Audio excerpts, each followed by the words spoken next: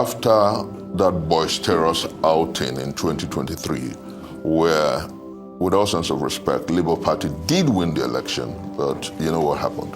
Now, if you want to take out an Asiwaju who's strong and who's in power, you must advocate a measure of strong tendencies. Just my people as the hot, it don't happen. No. Some well-meaning Nigerians don't talk, they don't send strong message to Peter Obi. Even Labour Party, PDP, they don't send this very strong message to them. Say for una to fit remove President Bola Ahmed Tinubu from power, Labour Party need to lose life, PDP need to lose life, even SDP self, they need to lose life. May all of them come together to form one party. And the party be say people when they inside go be people when they think, not be people when just after their stomach infrastructure. Might not talk too much, so I beg. Obedient to the ask when I share this video, may it reach Peter Obi hand, may it reach everybody hand. Because Peter Obi cannot do it alone. Labour Party cannot do it alone. If not, we go end up like the way it happened for 2023 presidential election. I've said to people who care to listen that what happened in 2013, 2014 is instructive. If you want to take out a strong man, you must be strong enough to remove the strong man. And in 2013, 2014, APC lost, ACN lost life. CPC lost life. Some segment of the PDP and all others joined into forming a merger that became the All Progressive Congress. Now, if you want to take out an Asiwaju who's strong and who's in power, you must advocate a measure of strong tendencies, albeit ideologically. And so, for those who care to understand my sentiments, yes, make Labour Party strong so that in the event of a merger, it has strong place in the merger. Because whether we like it or not, there must be a coalition of strong forces. The PDP, if they are willing, must be ready to lose life. The SDP must be ready to lose life. The Labour Party and several other parties must be ready to say, we want a new Nigeria that works on ideology. And for that reason, we're forming a new party. Perhaps a PPP, Progressive People's Party, perhaps a Nigerian People's Party. But there must be a strong measure of forces and tendencies that will salvage this country from the present malaise. When you say measure, sorry, Kachi, I mean, these talks of coalition, there have been big names that have been, bandied around. We've seen the likes of Atiku Abubakar and El Rufai. Are these the sort of individuals that you're saying that have to be in the Labour Party, or I don't really get that point that you're making? I mean, we did see only yesterday, I believe it was Abdullahi Ganduje that went to visit. Interestingly, yes. If you understand the business of politics and the how it obtains, the quest for power. Power is never served a la carte. So you need all kinds of tendencies. But what is very important is in pushing those tendencies, in pushing for a coalition, in pushing for a merger, you have an ideological foundation.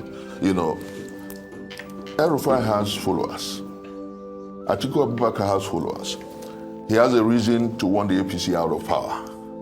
So normally they say your enemy's enemy is your friend, Atiku Abubakar has monumental followers.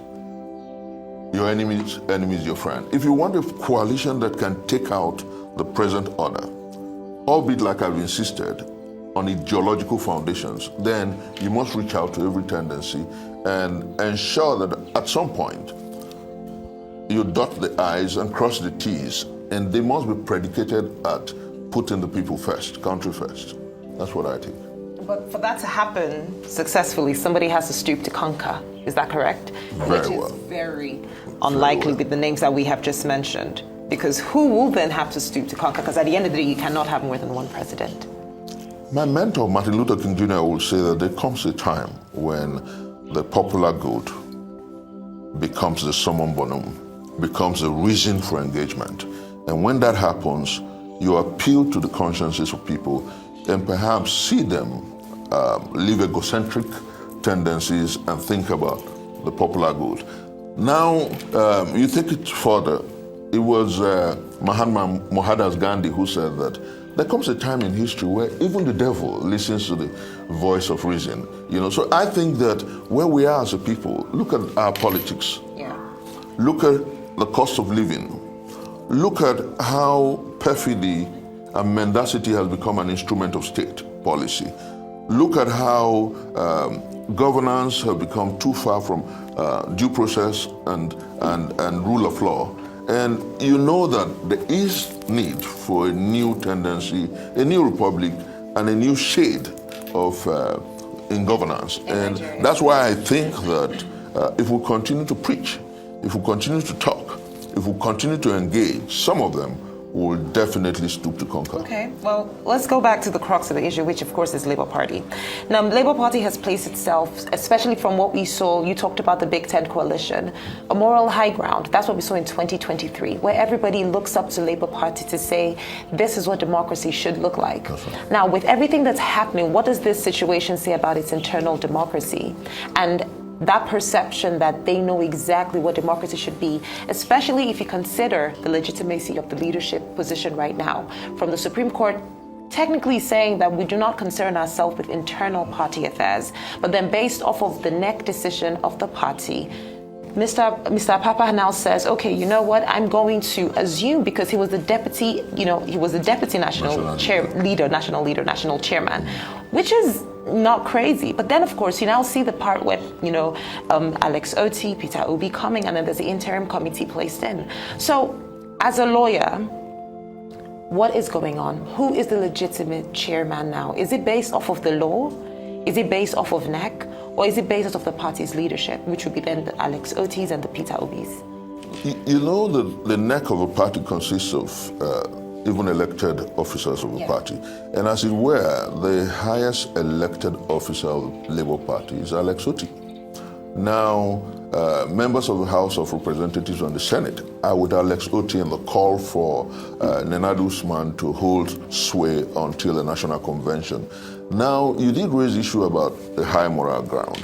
And I think that it's still existing because if you think about a party that has over 11 governors and the hopla, the issues of that party is not as stringent, not as tough in the news as that of Labour Party, you understand that Nigerians are expecting more from Labour Party. Yes. So I do sincerely believe that the efforts at ensuring that Nenadu Usman, midwives, an all-inclusive executive for the party is ongoing. And completely, I'm with that tendency. And so many other members, people from the National Assembly, people from across the nation are with it. And then don't forget also that a court of law had at some point decided that Labour Party belongs, quote unquote, to the NLC and the TUC. And not saying that they must run the party, but they should have representatives in the NEC. And the TUC and the NLC are with the tendency that I'll call the authentic tendency, which is the ones pretended by Alex Oti, Peter Gregory, and Nenadu Usman. And I think that that's the way to go. We need a party that has conscience, a party that has scruples, a party that has a strong ideological foundation, if we must bet a new dawn and a new deal for our country.